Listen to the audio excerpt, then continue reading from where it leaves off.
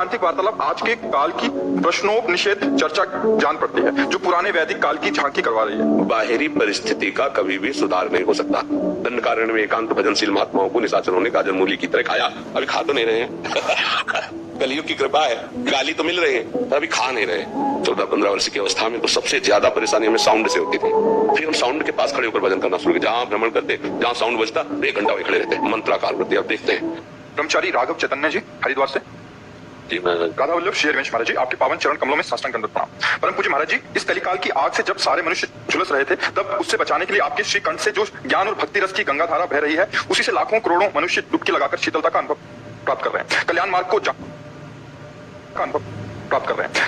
जान रहे हैं और प्राप्त कर रहे हैं। ये एकांतिक वार्तालाप आज के काल की प्रश्नोपनिषद चर्चा जान पड़ती है, जो पुराने वैदिक काल की झांकी करवा रही है। महाराज जी, मेरा प्रश्न है कि कलिकाल की विभीषिका से बचकर भगवत मार्ग में ठीक रूप से चलने के लिए कई बार उपयुक्त माहौल नहीं मिलता। गुरुजन एवं शास्त्र कहते हैं कि साधु को सदा तीर्थवास करना चाहिए, लेकिन कई लोग तीर्थ की गरिमा का ध्यान नहीं रखते, अपने आचरणों से तीर्थ के आंतरिक एवं बाह्य वातावरण को पूरी तरह से प्रभावित कर रहे हैं, जिससे साधन भजन में विक्षेप सा पैदा हो रहा है। महाराज जी, उससे बचकर कैसे चला जाए? महाराज जी, हमारी पर्सनल साधक से प्रार्थना है। पर्सनल, व्यवहारिक तो ये सब लीलाएं हैं ही। 3 गुणों से प्रेरित ये संपूर्ण सृष्टि है। गुणों का चक्र चल रहा है। काल कर्म स्वभाव गुण घेरा, इसका चक्र चल रहा है। कभी सतोगुण, कभी रजोगुण, कभी तमोगुण, ये प्रत्येक अंतःकरण में अपना प्रभाव डालते हैं। तो जो साधु सेवी हैं, गुरुजनों के आश्रित हैं, शास्त्र सम्मत आचरण करते हैं, उनमें भी कभी कभी रजोगुण और तमोगुण की वृत्तियां स्फुरित होती हैं, पर अपने विवेक के द्वारा सतोगुण का आश्रय लेकर भगवत चिंतन करते हुए उनको दबा देते हैं। लेकिन जिनको संत आश्रय नहीं मिला, शास्त्र स्वाध्याय नहीं है, जिनके हृदय में अध्यात्म का प्रकाश नहीं है, वो अगर धाम आएंगे, तीर्थ जाएंगे, तो वहां भी वो मनोरंजन करेंगे। और उनके मनोरंजन का विषय 5 ज्ञान इंद्रियों के साथ मन, शब्द स्पर्श रूप रसगंध का भोक्ता बने, तो उनका विषय यही रहता, उनका कोई अध्यात्म से मतलब नहीं रहता। तो अपने लोग जैसे अपने अंतःकरण में जब तमोगुण वृत्ति आती है तो उस वेग का समन करते हैं, जब रजोगुण की वृत्ति आती है तो उसका भी समन करते हैं। यमहीन व्यथ्यन्ते पुरुषम पुरुषर्षभ, जो किसी भी वेग से व्यतीत नहीं होता है, चाहे वो काम का वेग हो, क्रोध का वेग हो, रजोगुण तमोगुण इन्हीं के अंतर्गत है। या किसी बाहरी व्यक्ति के द्वारा, परिस्थिति के द्वारा, वस्तु के द्वारा साधक को उद्विग्न किया जाए तो वो उद्वेग को ना प्राप्त हो, उसका समन अपने अंतःकरण में करे। बाहरी परिस्थिति का कभी भी सुधार नहीं हो सकता, क्योंकि त्रिगुणात्मिका माया की रचना है। आप सामने से कमरे का ट्रांसफर कर सकते हैं कि यहाँ सामने वाला ठीक नहीं, तो आप जहां जाएंगे वहां आपको परमात्मा की तरफ से विक्षेप प्राप्त कराने के लिए व्यवस्था की जाएगी। क्योंकि आप विक्षेप से भागे ना, तो आपको विक्षेप पर विजय प्राप्त करना ही होगा।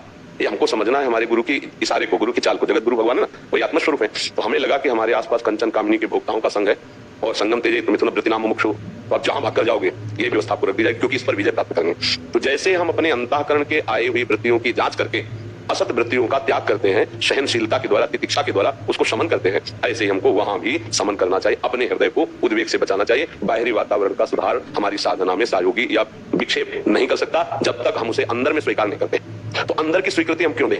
हम साधक हैं, हम साधु हैं, भगवत मार्ग के प्रतीक हैं। हम अंदर की अपने कमरे को बिल्कुल ताला ला किए हुए हैं। हमारा हृदय गुरु प्रदत्त विवेक नाम से हर समय उजियारा रहता है, यहाँ अंधकार का प्रवेश नहीं है। दीपक बाला नाम का महल उजियारा हो, हर समय हम नाम जप कर रहे हैं, मंत्र जप कर रहे हैं, तो वृत्तियां ऐसी नहीं कि आती नहीं। हम तो बहुत दूर की बात है, सामने वाला कमरा या अंदर की वृत्तियों को जांच कर देखें तो कुमति के द्वारा प्रेरित वृत्तियां आती है, हम उनका समन करते हैं। तास्तितिक्ष भारत, क्योंकि आगमा पाइनो अनित्यास। तो ऐसे ही बाहरी व्यवहार को बिल्कुल ऐसे ही समन करना है। हम अपनी स्थिति में यदि गुजर गए तो फिर हमको कोई कभी परास्त नहीं कर पाएगा। और कलिकाल क्या, हर युग में साधु को विक्षेप प्रदान करने वाली शक्तियां रही हैं, वृत्तियां रही हैं, परिस्थितियां रही हैं। दंडकारण्य में एकांत भजनशील महात्माओं को निशाचरों ने गाजर मूली की तरह खाया। हाँ, बुझ उठाए प्रण की निश्चरहीन मैं करूं, अभी खा तो नहीं रहे हैं। कलयुग की कृपा है, गाली तो मिल रही है, पिट तो रहे हैं। देखो घेर करके कैसे मारा संतों को, तो अभी खा नहीं रहे। तो हमको अपने अंतःकरण को सुरक्षित रखना है। आज हम ज्यादातर अपने लोग अपने कवच को न बांध करके बाहरी सुरक्षा की तरफ सोचते हैं कि अस्त्र ही न चलावे तो हमें कवच की जरूरत नहीं पड़ेगी। हमें लगता है साधु को अपने कवच में रहना चाहिए, फिर बाहरी प्रार्थना न करेगी तुम अस्त्र न चलाना। नहीं, तुम चलाओ, तुम्हारी रुचि की बात है, हम सुरक्षा में हैं। तो हमारे पास ज्ञान रूपी कवच है। उद्धव जी को भगवान श्री कृष्ण चंद्र जी ने एकादश स्कंद में समझाया कि कोई गला पकड़ करके बाहर निकाल दे, कोई थूक दे, कोई मूत दे, कोई मारे पीटे, तो भी तुम्हें किसी बाहरी सहयोग से नहीं, अपने विवेक के द्वारा अपनी रक्षा कर लेनी चाहिए। ये जो हमें ज्ञान मिला है, ये हमारा कवच है। हमारे हृदय में उद्वेग न होने पावे, क्षोभ न होने पावे, चाहे परिस्थिति कैसी हो। संतुष्टाय केनवा, बस इतना हमें ध्यान रखना, संतुष्टाय केनवा, हम राजी हैं उसी में जिसमें तेरी रजा है। अगर हमको ऐसे विक्षेप के बीच में रखा तो जरूर मुझे पुष्ट करना चाहते हैं भगवान, और पुष्ट होना चाहिए। अगर वहां पुष्ट हो गया तो कहीं परास्त नहीं होगा, वो वहां से भगा तो जहां जाएगा वही विक्षेप उसको घेरा जाएगा, क्योंकि उसको पुष्ट होना है। तो कलयुग हमारी साधना में बहुत सहयोगी भी है। अन्य युगों से इसमें बड़ा महामहिम यह है कि बहुत जल्दी लाभ प्राप्त होता है। इसमें दाहिने पैर के अंगूठे के बल खड़े होकर 10,000 वर्ष हाँ, या हमारी आयु ही 60-70-80 वर्ष है नहीं?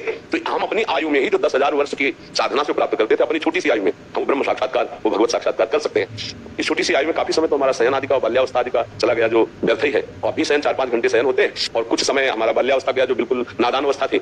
अब इतनी चेतना में हमको भगवत प्राप्ति करनी है, तो बड़ा सहयोगी कलयुग है। और कलयुग का चिंतन हो तो कलयुग है नहीं।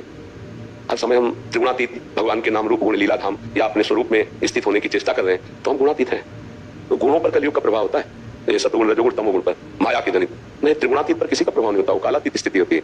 तो स्थूल सूक्ष्म कारण इसी पर माया का प्रभाव है, स्वरूप में तो है नहीं, क्योंकि आप संन्यास मार्ग के प्रतीक। इसलिए तो हमें चिंतन को बाधित करना है, चिंतन से बाधित नहीं होना है। स्थूल चिंतन, सूक्ष्म शरीर अंतःकरण धर्म का चिंतन और स्वभाव का चिंतन, ये तीनों होंगे आपके अंदर, लेकिन वो आपके नहीं है, उनको बाधित करना है ना। और बाधित करने के बाद जो बचता है, हमको अंदर ही लड़ाई लड़नी, बाहर नहीं बाधित करना। बाहर तो सर्वम खल्विदम ब्रह्म ने नानास्ति किंचन, ये सिद्धि प्राप्त करनी है। बाहर तो एक दृष्टि मारी सब वही है।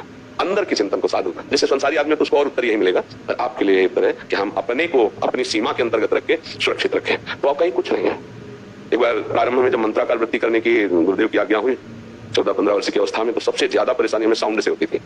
हाँ, जैसे साउंड तो बहुत उससे विक्षेप होता है, क्योंकि अंतर की बात सुनने के लिए हमें थोड़ा शांत वातावरण चाहिए। अब कोई बात कर रहा है या कोई ऐसे, तो उसको कहीं तक, लेकिन साउंड तो बहुत जोर से बजता है।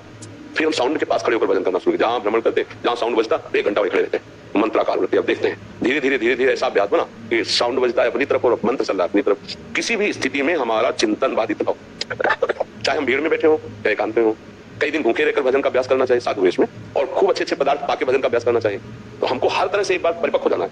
बाजार में बैठे तो हम अपने स्वरूप में हैं, और एकांत में बैठे तो अपने स्वरूप में। शरीर भूखा है तो भी स्वरूप में है, और शरीर झका है तो भी स्वरूप में है। और अनुकूल और प्रतिकूल परिस्थितियों में हमारे स्वरूप में कोई बाधा न पहुंचे। जो हम आराधना स्वरूप तो आबाद है ही, पर अभी हमारी स्थिति नहीं है, तो हमें लौटना है। तो हमको इतना सहनशील बनना पड़ेगा कि विक्षेप को साधना बनानी पड़ेगी।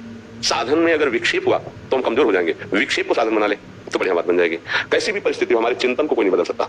अभ्यास योग युक्तेन चेतसा नान्यगामिना, भगवान श्री कृष्ण ने कहा। अभ्यास में बड़ी सामर्थ्य है।